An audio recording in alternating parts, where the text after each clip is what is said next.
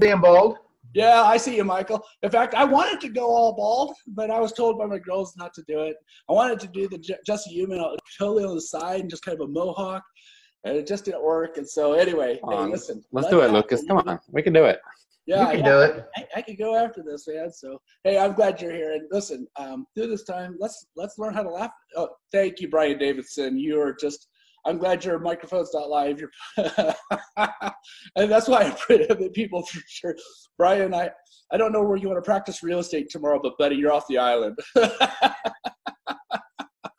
And so, hey, listen, I am so thankful that you're on this call, and this is going to be an amazing, amazing hour. Next week at the same time, I've got Jason Abrams that's going to be joining me, and so it's going to be a great time. Just how do we build big businesses? How do we thrive through this? This helps me, and we're going to turn it over to our guest, and I've got a lot of questions I'm going to ask them, and they're just longtime friends, and I really love these two that are coming on, and they got such a huge heart. If you were to pick out a piece since you hired me, huh? What's that, Lance? Especially since you hired me, huh? Yeah. Well, I love to tell people I officially recruited Lance Loken to the company, and I like to take full credit for you. And we know that's technically true, but it's so completely not true. So somebody who was bossy, I think, actually hired you. So Karina's going to get me back. Oh, yeah. We put him through the whole rigmarole process to hire him. And so what I'd like you to do before we get started is I'd like you to take out a piece of paper and draw 3 columns. And this is helping me a bunch, and it's helping the people that I coach a bunch. And on your 3 columns, I want you to write these 3 at the top of them. I've got it on my Elmo here so that you can see it.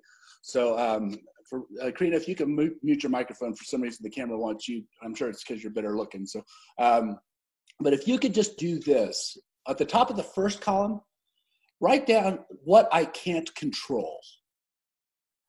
And at some point, I want you to list everything underneath that column. The second column is what I can control, but it's just not helpful right now. And then the third column is what I can control, and it is helpful. What I'd like you to do is spend some time, because this is what's going to happen in the days to come. We are going to be inundated with news on this column. If I'm consumed with news on this column, guess what that makes me feel? Absolutely powerless.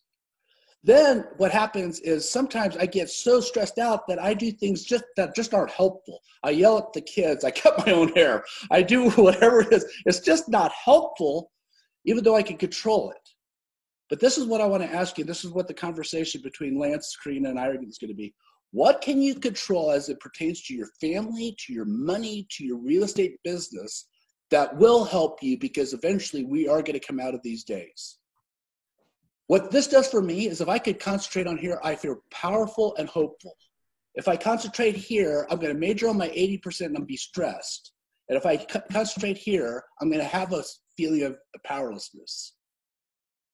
I hope that helps, because that's like real-time information that's helping me deal with me, and it causes me to cut my own hair. So, all right. So here, I tell you what, 2 very dear friends of mine are on this call, and I asked them to be on. It's kind of funny that they're 2 very dear friends in 2 totally separate offices. And so how do you maintain marriage and business? Sometimes it's separate offices. So I want you guys to introduce yourself. Lance and Karina Loken have been longtime friends. Fun story is I met Karina Loken when she was a brand new agent. She was the Rookie of the Year at the Signature office. Met her in Bold, actually, and we were both coming over some limiting beliefs about expired listings. And then I was, I think, in month 1 of being a team leader, and I had this guy come in with a black collared shirt. He lays down his paperwork, says, my wife says I'm joining real estate. Here's my paperwork, basically. And I recruited Lance Loken to the company, and I will forever take credit for that. So Lance, Karina, thank you guys both for being on this call so much. I really appreciate you giving time, and you guys are so generous. So. Our pleasure. And it's a huge honor. So thank you. Yeah. So Lance, why don't you just for the sake, because I didn't, like, even as your team leader for a year, I didn't know your full story. Tell us how you came into real estate, what the real estate climate was like. And Karina, I'm going to let Lance go, because then we're going to get the other side of the story from your perspective. But tell us how you came in, and you're the #1 KW agent, and life must have just been handed to you on a silver platter, and everything was always easy, right? Yep, that's how it happened. Um, so most of my career is in the retail world. I started in the furniture retail world in the Northeast of the United States, and then came down to Texas and continued on with furniture retail. Then we moved to Houston and became the CFO for Francesca's Collections, which a lot of ladies know, and then transferred over to oil and gas in 2007, and right at the height of the economy. And then 2010, about 400 of us lost our jobs in a single day due to the economy at that time, and had offers all over the United States, was interviewing everywhere. And Karina said, yeah, that's nice, but you're either going to commute or you're going to figure out a job here in Houston. And there was nothing here. And she says, why don't you get into real estate? And I said, there's no way in the world I'm going to stoop to that level. And here we are. So Those weren't exactly the words he used, actually. yeah, this is a recorded call. So, Okay. and so you get into real estate. How did it go that first year? Well, I mean, we had no money, so we had that going for us. We had, I had no experience whatsoever. Karina had some experience, and so literally that first week we sat down before selling any real estate and wrote down our mission, vision, and value statements. And Wow. We had to do that for me to have peace of mind of where we were going from a goal perspective. I'm extremely goal oriented, and I need to know what the heck we're doing this for and how we're going to do it. And then we wrote down the mission, vision, and value statements, and then we started selling real estate.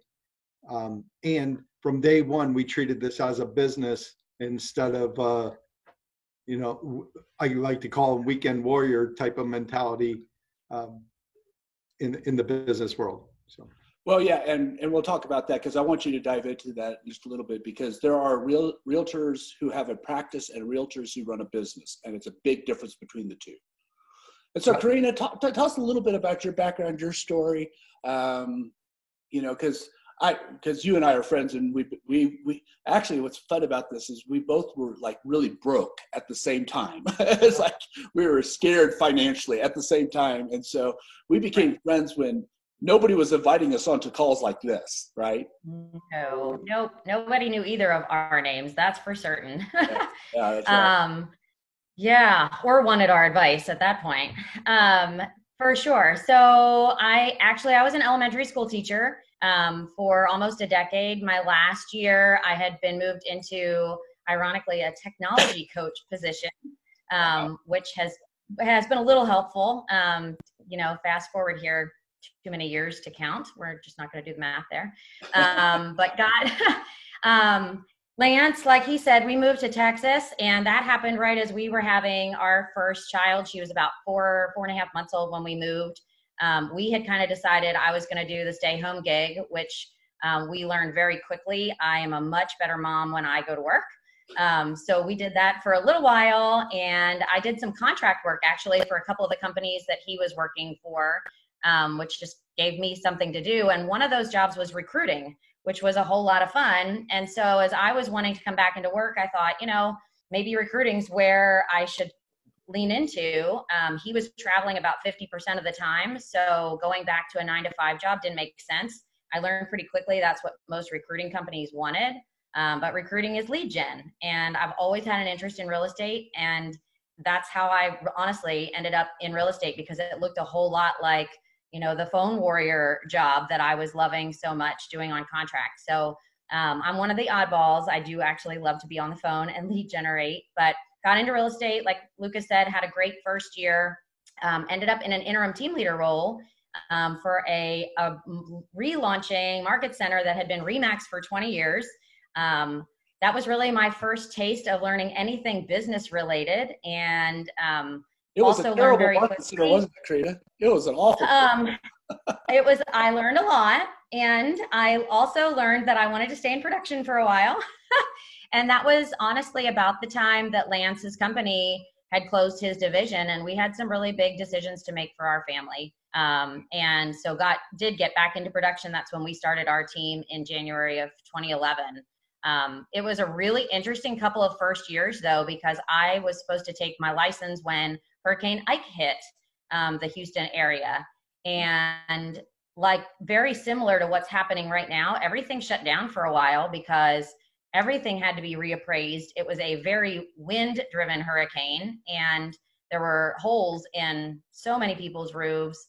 So sales just came to a halt. And so it was interesting to watch how people pivoted then. And I was clueless. Like I didn't know what I didn't know.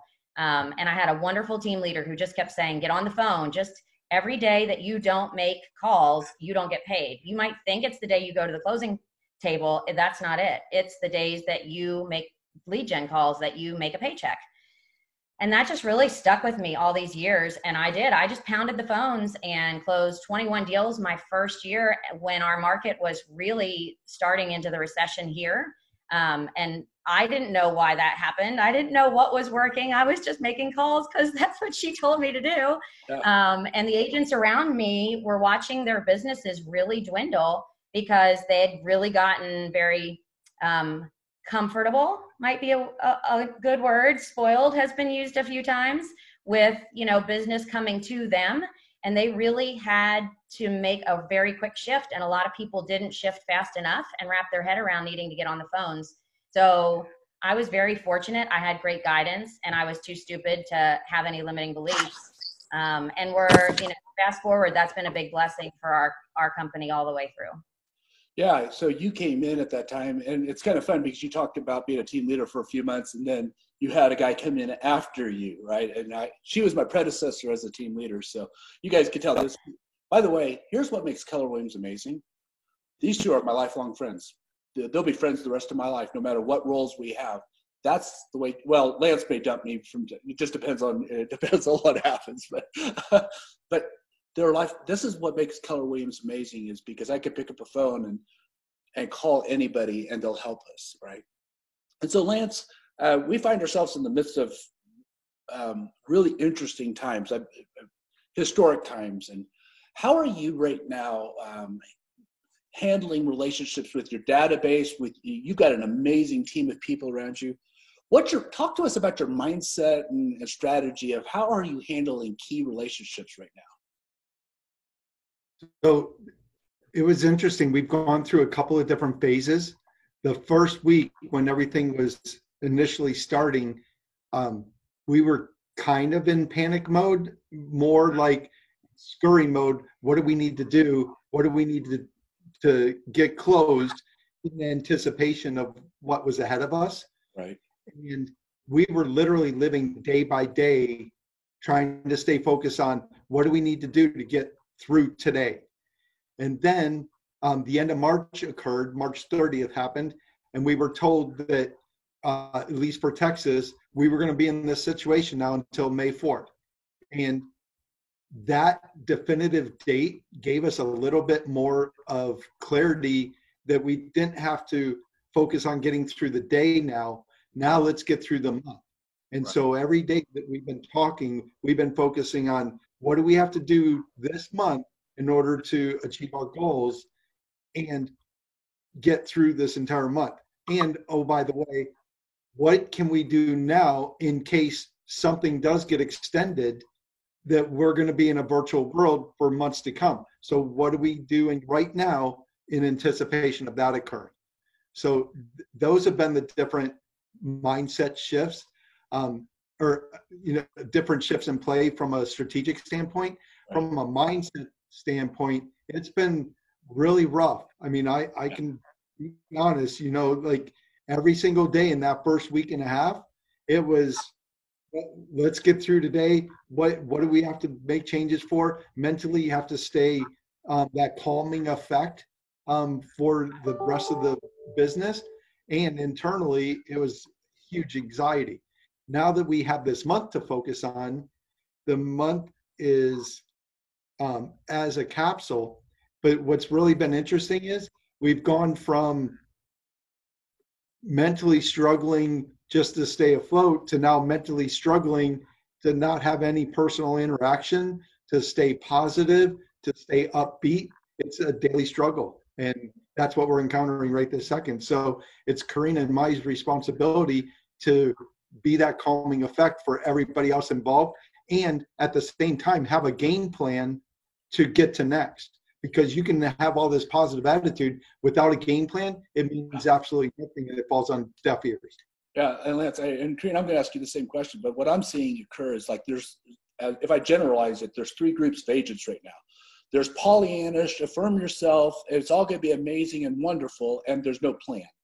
Then there's the Chicken Little, the sky's falling, this is the zombie apocalypse, run for the hills, the gun stores in Colorado, and probably Texas too, they've got lines outside of them of people trying to buy guns because they're going to protect themselves from the Russian invasion. And then there's a third group that, real honestly, I want this group to be in, is like, who do I need to become digitally based and personally enhanced? We've been up to this point, personally based and digitally enhanced. We now have an opportunity to flip that. How do I run real estate digitally based, personally enhanced? And we wake up every day, ask and answer that question to whatever extent, because it's all a lab. Well, Lucas, I'll interject real quick here. We did an exercise as an exec team a week ago during the weekend, and it was a 30-minute exercise of what do we need to be thinking about from a virtual business perspective, and write down a list of 1 to 20 and come up with all these different ideas, 20 ideas of what was going to move our business forward. 1 through 5, pretty easy to accomplish. 6 through 10, it got more difficult. The ideas from 16 to 20 were where the gold mine ideas are coming about, because those are the ones that are so far in the back of your mind that you don't think about. Right. Then after you've come up with that initial list of 20, take another 30 minutes and analyze that list and go, what can we do right now in order to implement those as quickly as possible? And the exec team came up with 11 pages of notes and ideas. And so out of those ideas, we came up with 3 specific ideas that we're implementing immediately. So to your point, it's having that game plan. I love that. And I love the fact of just masterminding and push yourself to that 20, because it's easy to say digital open houses. It's easy to say digital showings, right? So I'm going to come back to your 3 things, because I guarantee you everybody's going, what were those 3 things? But Karina, let's go to you real quick on just how are you handling relationships with the team, with your, you guys have, I think you guys coined the term, I've heard you guys use a lot, the data bank, your database, the people that are in your sphere. How are you handling relationships? Because I know relationships are very important to you. Yeah, absolutely. So on a couple of different levels, right, we're managing the relationships internally with our team. That's first and foremost. And how many people on your team, so people have a grasp of that? We have 86 on the team, and that includes our VAs, who have been, a big help through all of this as well, just making sure that all of the data and everything that we are collecting, we've actually pulled in a couple people to help make sure as we're having these conversations with our data bank that everything, all of our notes and everything is staying really current. Because if we have a second conversation and it might be somebody else on the team, we want to make sure that we really know what's going on with these people. So copious notes has been really important, just like always. Right. But internally, I think is where it starts, right? And so with the relationships in our team, Lance and I have called individually everybody in the organization, or just about. We've been working our way through our roster list. And then I think we'll flip flop, and whoever he called, I'll call, and vice versa, because, we're different, in case you can't tell. So our conversations are a little different, and what people are willing to tell either one of us is a little different. And like he said, people really over the last 2 weeks have almost, the other day we were on a call and I said, it's almost like it's the stages of grief. And, going from like that denial, worry, panic phase all the way through to the other end, which is acceptance. And there's a lot of little steps in between. And we've really been watching that with our team internally, kind of work through some of those at different levels, making sure that we know what's going on with, if somebody's spouse lost a job, or if anybody's relative has been tested positive for the virus, or, you know, just all those different things. We also immediately, we have a 501c3 called TLG Gives, and they jumped into action, that committee, immediately. We actually pre-ordered cases and cases and cases of toilet paper. And so we had, you know, some care packages on hand to deliver. We've also just started making fabric masks for our clients. Anybody that, all of our agents internally that are out showing still, we're still able to do that here. And so we wanted to make sure that they know we're doing everything we can for them, providing, you know, any provisions from a safety standpoint. We've been having daily stand-ups with our exec team through the first 2 weeks, making sure we kind of know where they're at. And they've been doing that with their individual departments. I think that's been really important through the first layer of all of this, to know where people stand and be really watching just the emotional stuff, because everybody's internalizing this differently. And then doing, honestly, a lot of that, the same thing then with our data bank, right? So you got to put your own oxygen mask on first, right? To be able to take care of others. They even, you know, made that into a book title. And it's so true that if you're not in a good state of mind, it's really hard for you to help other people and help them work through whatever. And so we've called now, through the first 2 weeks, we called our entire data bank of what we call forever clients.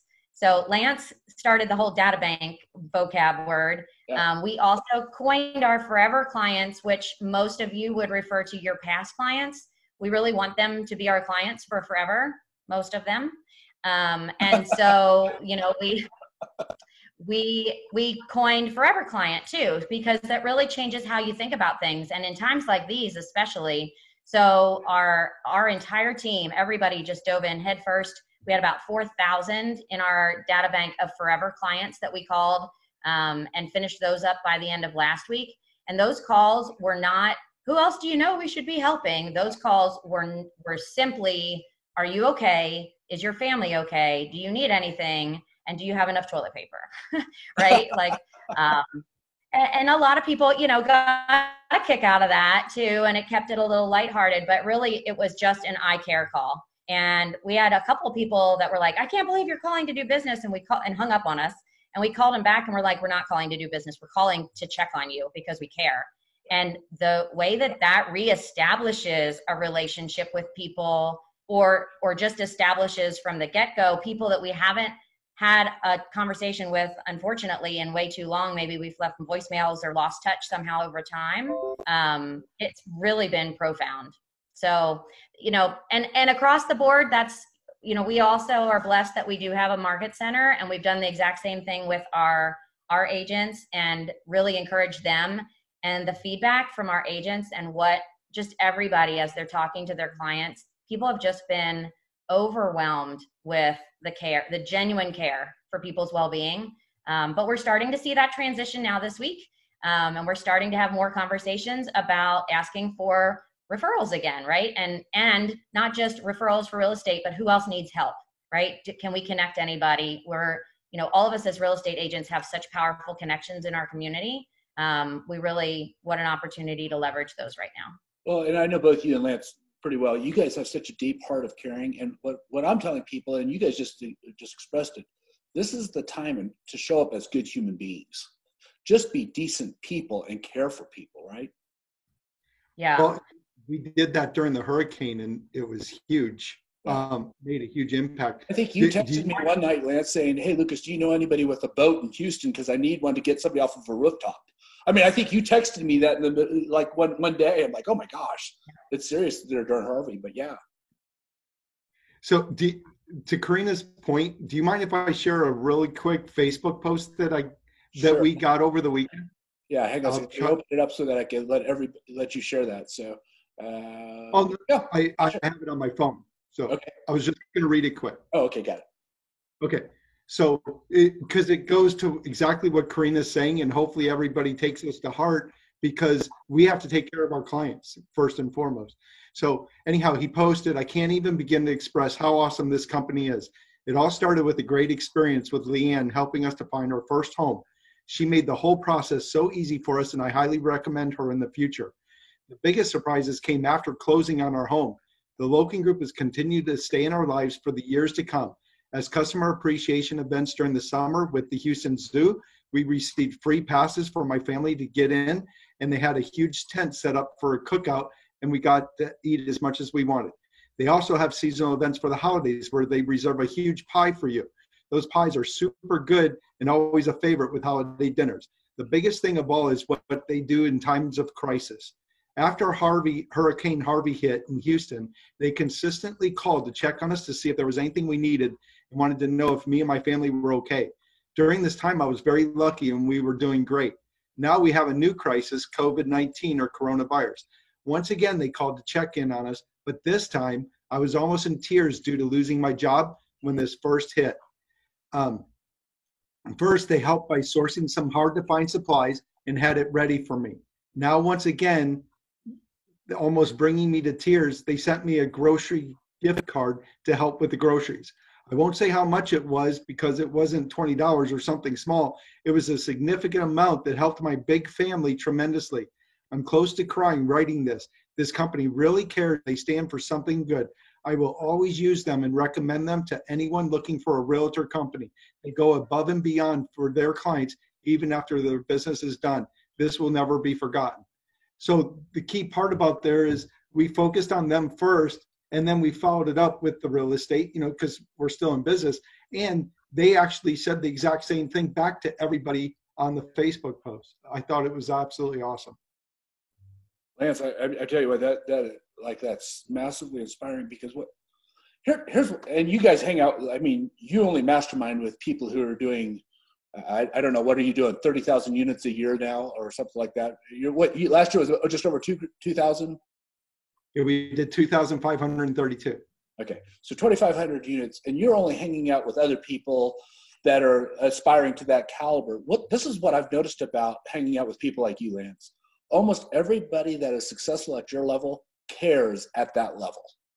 It seems to be now there are a few that, well, how'd you get here? You got there despite the fact that you don't really like people.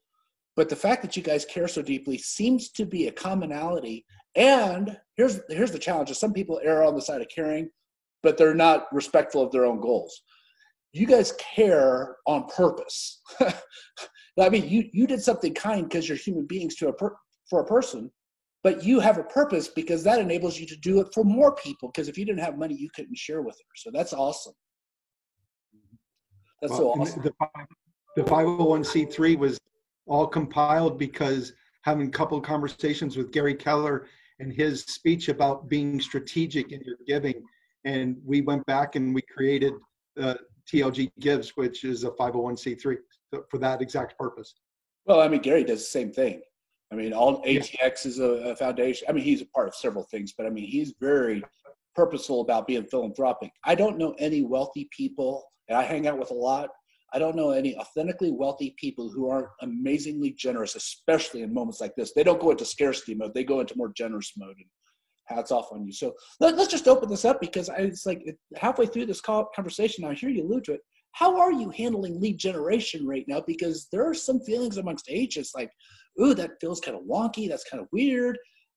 And yet your abundance and your business actually enables you to provide for a lot of people who can't provide for themselves. So what are you thinking about lead gen during this season? Either one. Well, I can tell you, we are doubling down. And our ISAs are, bless their little hearts, are probably more stressed than the rest of the team right now. Sorry about that. Somebody else wants to be on the webinar with us. If I have a great day after this call, this is working. So, yeah. Yeah. Well, they recognize and they know, I'm going to open the door and make that stop. They recognize and know that they have to double down and make more contacts. Right now, KWRI shared data last week that was really consistent. We have Anna Kruger, who does some coaching with our ISAs on just strictly lead gen, and consistently, from a very subjective point of view, just watching what's happening in the world with the teams she coaches, and the AI consistently showed that it's taking about 2.4, 2.5 times the number of people going in your pipeline to have the same output. another way to think of that is out of every 10 that you would have had as leads going into your pipeline, right now it's more like 3, maybe 4 on average. So, our ISAs have really just dug in, looked at their numbers, looked at their contacts to appointments set and kept conversion. We're really aware that right now, as people are all kind of working through those stages that we talked about of acceptance, that we're not 100% sure exactly what set to kept is going to continue looking like. And so we also accounted for that to make sure that we're setting extra appointments, just planning on a few extra not keeping for one reason or another right now. And so, the more that we can plan for more, then we not only get the same result on the back end of the output, but maybe even a little bit more, right? So we're not looking to change our goals. We're just looking at what do we need to do in order to still hit our goals, and what do those numbers look like? Yeah, and so what I hear, and I'm going to go to you, Lance. What I hear I think for everybody to take away is Karina just said something. If it used to take 10 contacts or people in your pipeline to get one, now it's 4 times that. So you need 40 in your pipeline to get one. The second thing she said is her ISAs are working overtime, and here's the truth about all of you. All of you have an ISA department. If you haven't hired it out, you are the ISA department, right? And so, which kind of goes to your story, is because when Lance came in, he realized pretty quick he didn't want to make a lot of calls, but you enjoyed it. So he hired an ISA, which was his wife, and he went out and serviced the business. And so, no, she hired me. Okay, well that actually is probably true. I've been referred to as bossy today, and I think some of us get referred to that from time to time. So, the other thing, Lucas, I think that's important. It's not, and you're making a really great point there. It's not just our ISAs that are doing quote unquote prospecting and lead gen. Our client experience, we have 2 folks that do client experience for us. They are making calls all day. Our marketing department is doubling down. Our ops department actually yesterday on a training call said, we need you to teach us some scripts that can feel comfortable for us. We don't ever want to talk to people, but we realize right now that's what we need to do. And so literally the entire team is looking at what do we need to be doing differently? Like kind of like Lance said with our list of 20, everybody's really thinking that way of what just needs to be different, that we keep forging ahead and providing a service for people that they're really needing. Not just with our team, but talking to, like, I had a call yesterday with the other top producers in our office, and one of our listing agents actually, or one of the other agents, she's actually running out of listings. She had so many contracts written on her properties that she called all of her maybe sellers right now and said, I need more inventory, you guys. Who's ready to get off the fence and get your house on the market? Right. So it's really been a powerful opportunity for us to think differently and just lean into it. Right. But if you don't lean into it, you're going to get left behind. Right now, like Gary says, and I've heard him say on numerous calls, whatever relationships you build right now, you'll never lose. And the ones that you don't build right now, you may never get. So I think it's just so important for us to stay super intentional and also really monitor how people are receiving the information. You mentioned like the scripting part of it, of what that conversation looks like. We are still calling, and the first part of the conversation is, how are you? How are you and your family?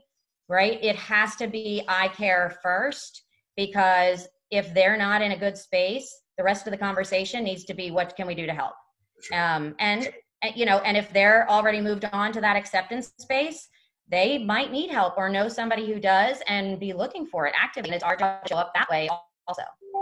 Love that. Lance, how about you? What's your perspective of lead gen during this season?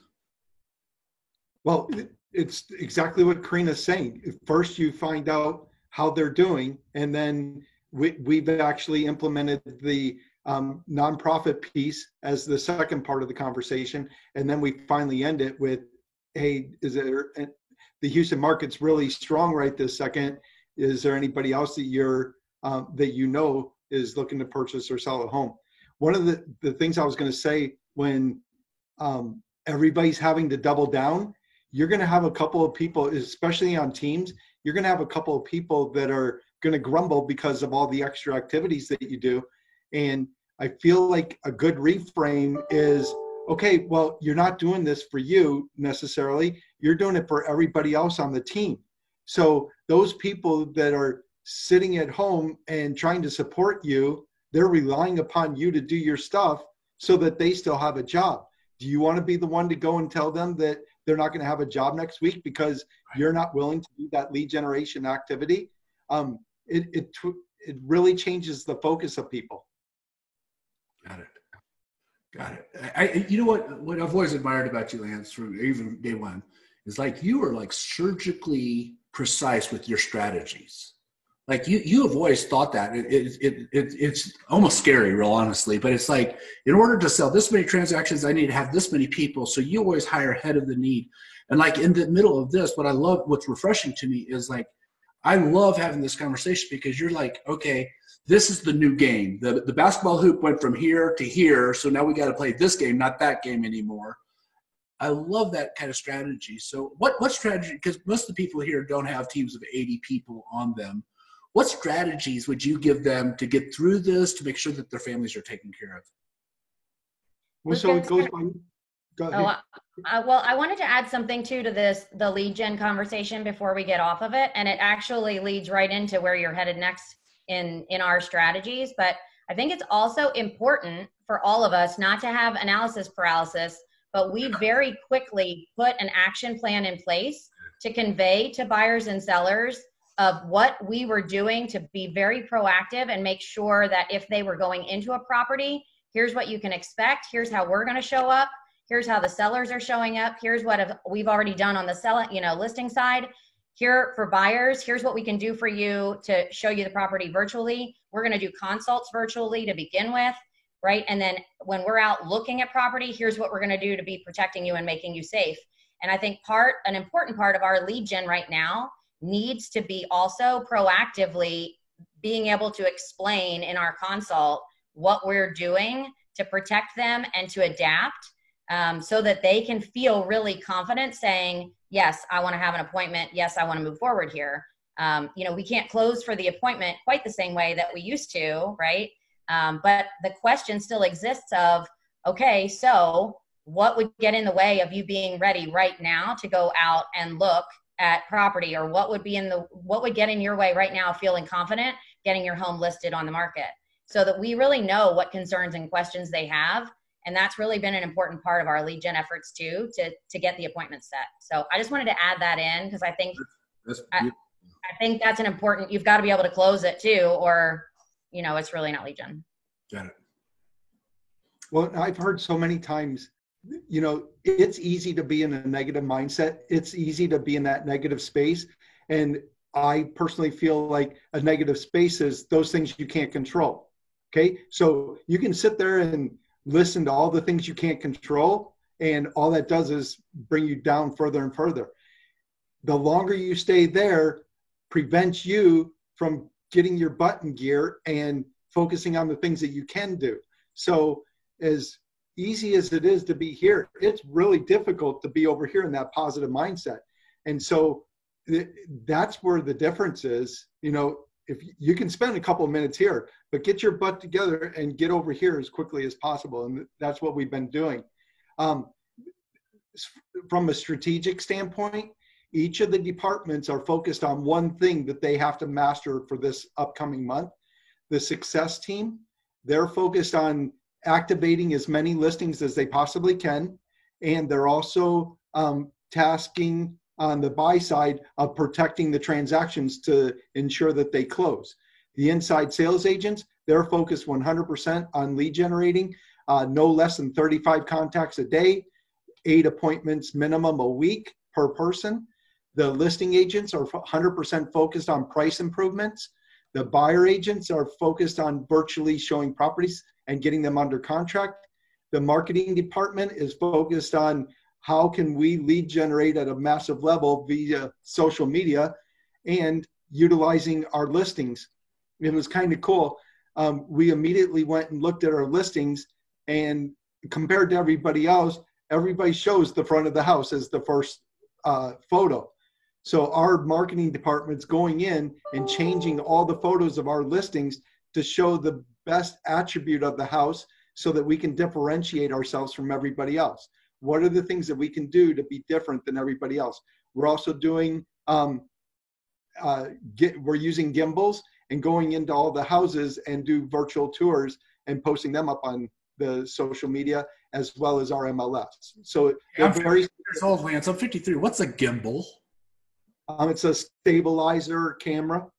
Got it. See, somebody told me yesterday because of this haircut, I needed to go real like millennial, go real, hipster. I'm like, yeah, 53. I don't even know what a gimbal is. And yeah. So here's the thing: is in different places, like in Colorado, we're not allowed to go into a property right now.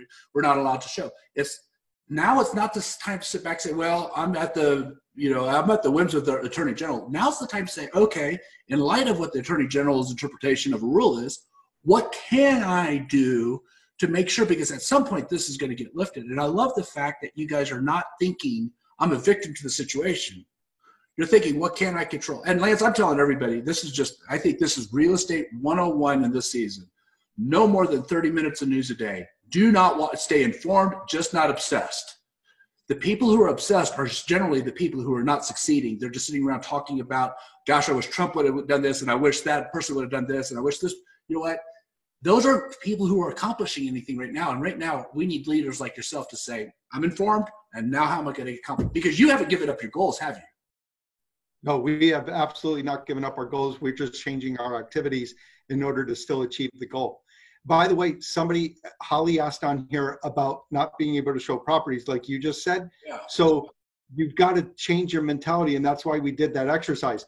So what is it going to take in order, in a completely virtual situation, to sell and buy homes? And so far, just so you guys know, we've already executed 6 contracts this week that were completely virtual. We didn't show the property physically. We didn't do anything physically. It was a completely virtual situation. So it's absolutely possible. You can use your sellers to take a virtual tour of their own home and have it uploaded to your website. You could have, we had a couple of different ideas. Won't you be my neighbor? Have neighbors go and video of why you should move here and have that uploaded and get the seller to help you out there. And then do a love it or leave it type of guarantee. You get the buyers to move into the property, and if within 90 days they don't love the property, you'll turn around and list it for free. They still have to pay the buyer commission, but you'll list it for free and help them move into another home. Like, find the value adds that you can to ensure that this is going to be a successful situation. And I think it's really important for everybody to hear, because you said it with conviction, but you said it really fast. Lance has not given up his goals. Goals are unmovable. How you get them is completely flexible. The goal is, I work for a guy that kind of views life that way with Gary. Yeah, it's like goals are immovable, and he made it real clear, Lucas, goals are immovable. People are completely movable. So the day he hired me was the day he fired me. If we don't hit goals, you could be replaced, right? I love that mindset, though, Lance, that we're still hitting goals this year. So, Karina, you were going to jump in here as well. Well, yeah, I wanted to say, like, truly, in any market, in any period of time, with anything going on outside the walls of your house all day, every day, mindset is 90% of our success, right? And we know that. We've learned that from KW forever and ever in all of the classes I've ever taken. I think they say that. Yeah. And it was really interesting on that little agent mastermind that I do on Tuesdays, seeing people outside of our TLG bubble, right? Because we just kind of dive in that way. So it's always interesting to me to talk to other agents and see how they're thinking too. And we have a group of about 12 agents, and one of the gals hopped on, and out of all 12, she was the only one in the very beginning of this that was having buyers say, nope, I don't want to sell. She also got on the call that morning, and the first thing she said was, I'm kind of scared. I'm kind of scared about what's happening right now, which is valid. Like, everybody was a little, uncertain about what was going on, but she was truly scared. And she was the only one that had clients also scared, which was very interesting. Fast forward 2 weeks, we had our call yesterday morning. She was on our call with such a different affect, skin glowing, smiling from ear to ear.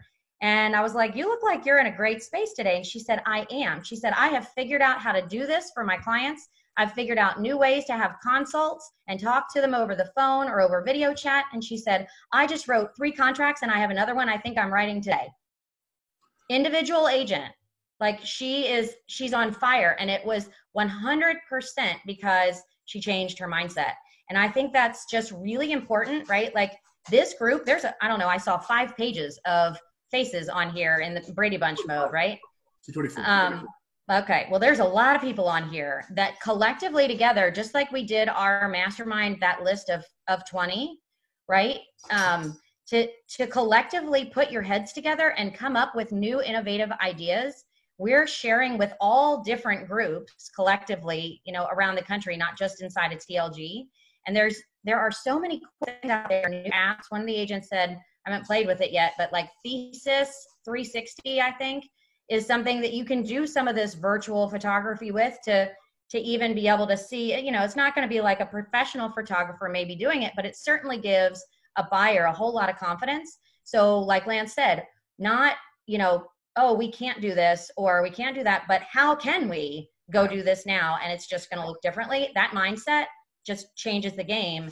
And being able to mastermind with people with different skills and different, experiences with all different tools, it's awesome right now. Karina, I work with, and I work with a lot of operating principals and team leaders. That's primarily the focus of what I do.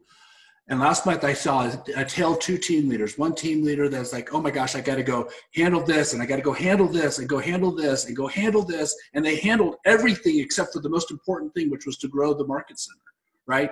And interesting, they didn't gross anybody. I have another team leader that says, this is an opportunity to go really help agents at a higher level because they may want to listen to me. And he grows 12 with 4 cappers inside that same 2 situations, several challenges. So it is about approach and mindset. So Lance, I think you might have mentioned it. You said that your team came down to 3 ideas. Were the ideas you just gave a moment ago the 3, the love it or list it, leave it, or? So the 3 ideas, and oh, by the way, our inside sales agents yesterday set 17 appointments, and every single one of them are virtual appointments, just FYI. So the 3 ideas are love it or leave it, the won't you be my neighbor videos, or doing virtual videos. And then the final one is pre-listing inspections. How do we because the inspectors are still considered essential. So we can have the sellers do the inspections and then post that up on the MLS so that the buyers can see that. So they might like the home, then they get to see the condition of the home, and then they'll put an offer on it. Love that.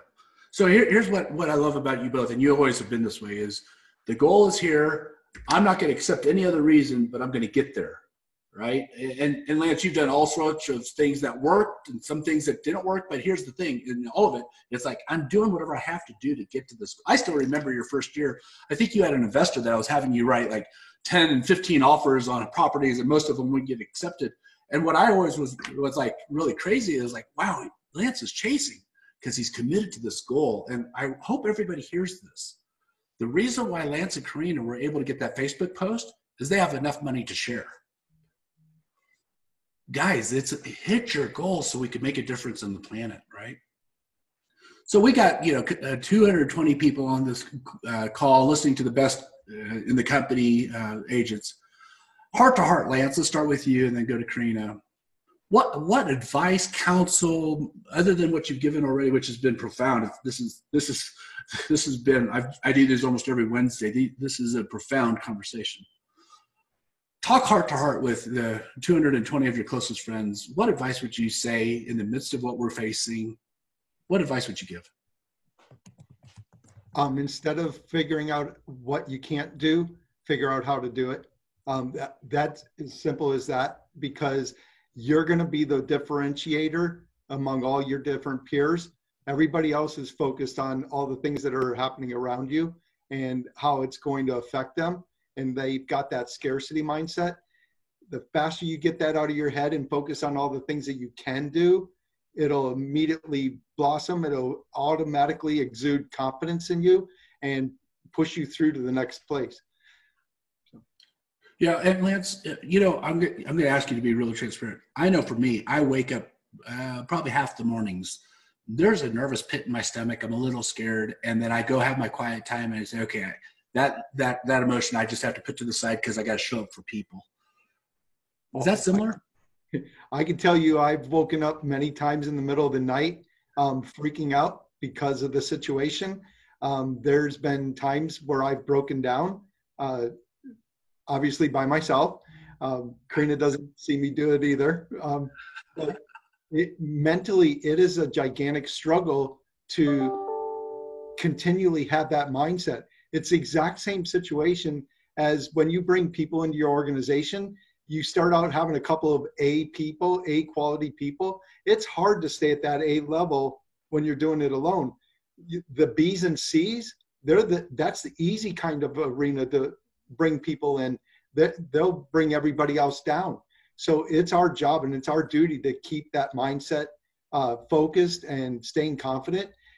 And behind the scenes, it's a gigantic struggle every single day. I think people need to hear that because they think that people in leadership wake up and they don't have the same nerves. They don't have the same scare. The other night, it was 2:00 in the morning. I woke up like, oh my gosh, what am I going to do with this, this, and this? And yesterday we did a financial analysis of market centers in our area. I'm like, oh my gosh, that person's in trouble and I need help. And so people just need to understand leaders just do it nervous. Leaders just do it scared. So Karina, from your heart, 220 people on this call, what advice would you give them? Gosh. Number one, I think it's important to think about your intention, like right now. And if this was all over, right, today, and we were sitting here, if everybody right now wrote the answer to this question, when I'm looking back on this whole experience, okay, just imagine it's over. When I'm looking back on this experience, how do I want to be able to say that I showed up? For my team, for my clients, for my colleagues, for my community, for my family, for myself. How do I want to be able to say that I showed up? And write your answer down. And then when you're looking at your answer, to write in front of it, in times of choice, I choose to. That's good. Well, I can't take credit. We have a really amazing MAPS coach. His name's John VG. Yeah, he's my coach too. Yeah, doesn't that sound like a VG question? That's that. But I'll tell you what, guys, it really changes your perspective, right? Because if you're thinking about everything with the end in mind, always, right? And you think about, this is done, it's over, and I want to be really proud of how I operated for my family, for my clients. What do I have to do to take care of myself to show up that way the whole way through? What things do I need to learn to be able to show up that way, right? But you have choices every day in any circumstances, not just during COVID, right? You have choices every day. So how do you want to be able to look back and say, I showed up, and start making those choices right now? That's pretty profound. So we got about 5 minutes left, and I've seen some questions that I want to get to. If you have a question, just put it in the chat box. But Jesse asked the question, Lance, and I'm going to throw this one to you because I think this is your field. How are you handling money right now, finances? How are you handling your budget? Are you making adjustments? What are you doing there? So from an expense standpoint, we got together, the exec team, and we analyzed everything that we could possibly cut out. We immediately removed all of our radio and television for the entire month of April and May, which saves us over $65,000 a month. So we did that. We did increase our budgets on the social media presence because we felt like a lot of people would be sitting at home versus sitting on the radio and the television that we needed to go after. So we increased our Facebook advertising, our Google AdWords, and then the rest of it, we went through and just line by line. We got rid of our cleaning company for a few weeks because there's nobody here at the office, just myself and a couple other people. That we went through. We've saved almost $100,000 off of our monthly expenses so that we can focus on lead generating at a high level. Love that. Love that. Any other questions you have for the Lokens? By the way, here's our face mask for our people. You've even branded it. And hopefully you can see our TLG Gibbs. That's awesome. Logo. A brand. The logo.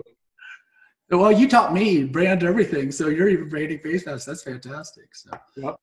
So here's the thing. This recording on my public page, I've got a personal page and then a public page. I will post the actual video out there for you guys to watch and share. And what I'm going to suggest is this has had so much valuable content in it. I would encourage you, get a bunch of realtors together and host a watch party and let this information go out there. This is not a KW thing. This is not a recruiting thing. This is not a lead gen thing. This is let's add a tremendous amount of value as we figure this out. And I'm thankful to hear from two of the best. So Lance, Karina, love you guys. If there's ever anything I could do personally for you guys, you know I'm there. Appreciate you both. It's our pleasure. Thank you. Thanks, Lucas. Thanks, guys. Go get them, guys.